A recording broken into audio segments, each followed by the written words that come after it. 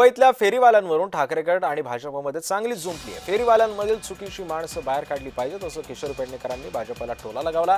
मुंबईचं विद्रुपीकरण करणं सुरू होतं, फेरीवाल्यांचे माफिया तयार झालेले आहेत। भाजपचे गटनेते गणेश खणकर यांनी हे वक्तव्य केलंय। फेरीवाल्यांमध्ये जर चुकीची लोक आहेत तर ती काढली पाहिजे।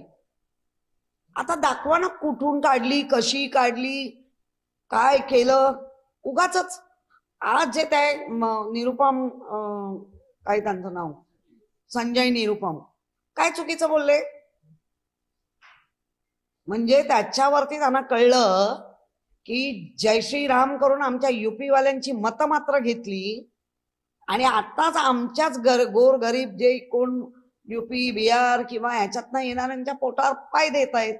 आता संजय डोळ्यावरची म्हणजे संजय कोणाच्या डोळ्यावर पट्टी बांधून बघत होता, ती वाटतं त्यांनी आता पट्टी काढली।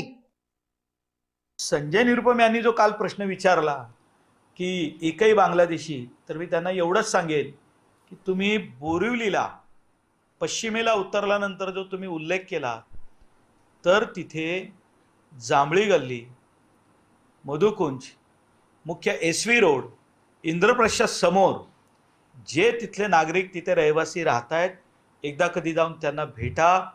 त्या ठिकाणी जो प्रकार चालू होता, त्या रस्त्यावरती दुपारनंतर जो सगळे प्रकार चालायचे, रस्त्यावर नागरिकांना चालायला जागा नाही, गाड्यांना जागा नाही, एकाच्या पुढे 3 फेरीवाले बसलेले असायचे आणि सगळे फेरीवाले कुठून येत होते हे संजय निरुपम यांनी शोधावं।